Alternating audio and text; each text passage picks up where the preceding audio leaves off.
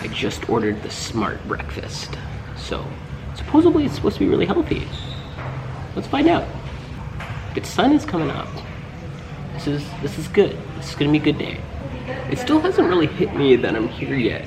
It's just kind of surreal. It just feels like it's fake. It's just crazy to think that this is something that I get to wake up to every single day for like a pretty long time.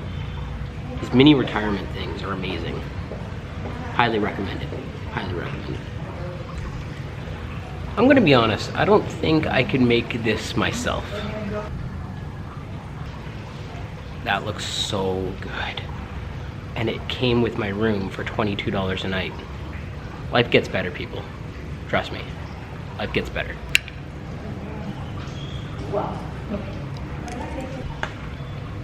This is so good. Oh my god. I can't believe this. Like how is this possible? To get place, the view like this. And then breakfast included? What? That's insane. So while I was having breakfast this morning, I started chatting with this really nice couple that was just swimming at the pool. And now we're going to CrossFit together and going to spend the rest of the day. And it's just crazy how you can have a simple conversation with someone while you're traveling and then end up spending the entire day or the entire week, or that person could end up being like your wife or husband. Like, traveling is just insane.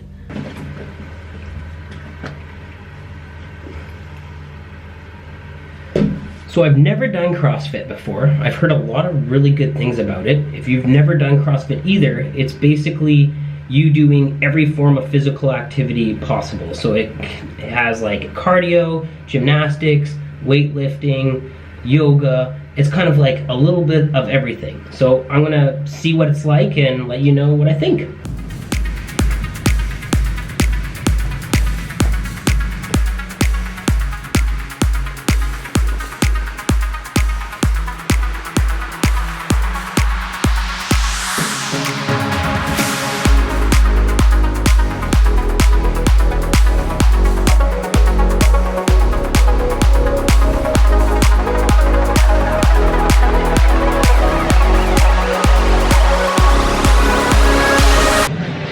People out there that do CrossFit, you guys are insane. That was one of the hardest things I've ever done in my life. I can't breathe right now. As you can see from my face, I look like I went through complete and utter torture. It's undescribable. If you need to lose weight, do CrossFit. What it will do to your body is just insane. I thought I was fit. I have a long, long ways to go. Whew.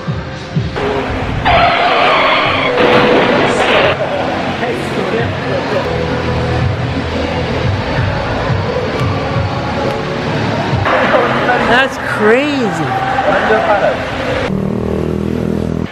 We stopped at Oka's Bakery and Cafe for a little chicken saute and fried rice with extra protein. Had to add that extra chicken.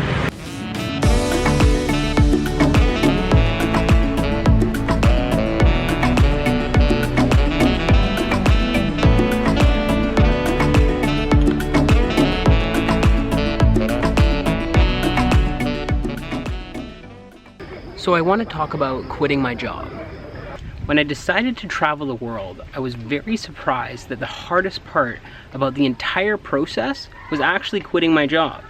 You see, most people cling to a job forever for a paycheck, but in my case, it was actually quite different. Mine had nothing to do about the money, actually. I had worked for an awesome company that had provided me with a great salary, great benefits, like 6 weeks paid vacation. I really did have it all. And on top of that, I had the best group of people you can possibly imagine to work with. So for a really long time, I knew I wanted to quit my job. I've been thinking about actually taking this trip and like experiencing the world for years, but I just got caught up in the day-to-day life. When you're working 9 to 5, it's really, really hard to get out of that habit, I guess, because our brains are programmed to really like repetition. We like templating things. We like to have the exact same thing happen every single day, and it makes us feel comfortable. So when you're at a job and you're feeling really comfortable, even if you know that there is something better out there for you, it sounds scary, and once you get into that comfort zone, it's really hard to get out. So I guess the point I'm trying to make is there's never a good day to quit your job. The stars will never align, and things will never be absolutely perfect throughout the entire process. Believe it or not, even though I knew that I was supposed to go on this trip and I was supposed to start this journey, I put off quitting my job for a year and a half. I kept coming up with excuse after excuse after excuse of why I can't do it. I knew that Vancouver was this beautiful city. I knew the job I had, maybe I'd never ever get it again. Maybe no one would ever hire me again. Maybe I'd never find another condo again. Maybe I'd never meet good friends again.